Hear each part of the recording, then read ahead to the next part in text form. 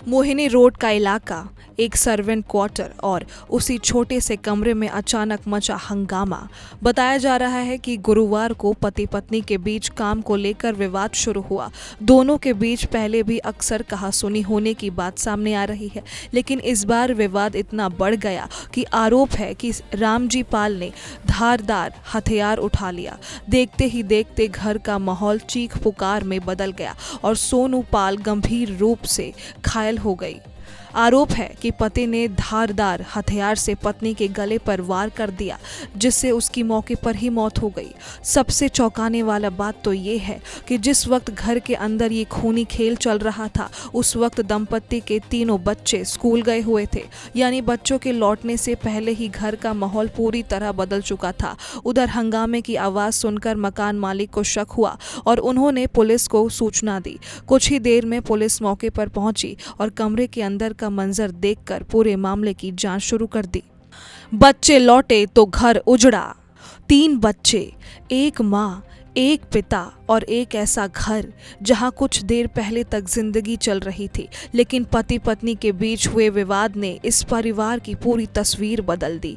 सोनू पाल घरों में चूल्हा चौका करके परिवार चलाने में मदद करती थी, जबकि रामजी पाल राजस मिस्त्री का काम करता था।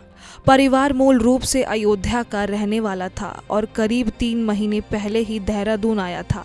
नई जगह पर जिंदगी शुरू करने की कोशिश कर रहा ये परिवार अचानक ऐसी वारदात की चपेट में आ गया, जिसकी गूंज अब पुलिस जांच तक पहुंच चुकी है। बताया जा रहा है कि दोनों के बीच घरेलू बातों को लेकर अक्सर विवाद होता था, लेकिन गुरुवार को काम को लेकर शुरू हुई कहासुनी ने ऐसा रूप ले लिया कि सोनू की जान चली गई। घटना के समय बच्चे स्कूल में थे, इसलिए पुलिस अब ये भी समझने की कोशिश कर रही है कि विवाद कब शुरू हुआ, किस बात पर बढ़ा और वारदात के वक्त कमरे के अंदर आखिर क्या हुआ था।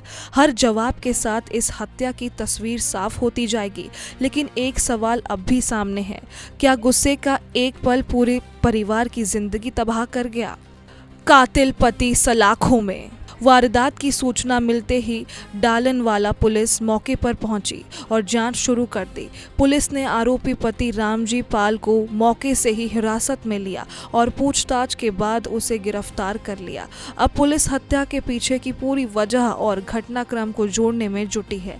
जिस धारदार हथियार से हमला किए जाने का आरोप है, उसकी भी जांच की जा रही है और पुलिस घटनास्थल से जरूरी साक्ष्य जुटा रही है। साथ ही आसपास मौजूद लोगों और मकान मालिक से भी जानकारी ली जा रही है, ताकि ये पता चल सके कि विवाद से पहले और बाद में घर के अंदर क्या हुआ था।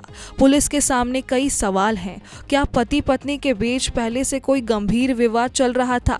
गुरुवार को काम को लेकर शुरू हुई कहासुनी अचानक इतनी हिंसक कैसे हो गई? क्या वारदात से पहले किसी तरह की धमकी या झगड़ा हुआ था? और सबसे अहम, क्या ये हत्या अचानक गुस्से में हुई या इसके पीछे कोई और वजह भी थी?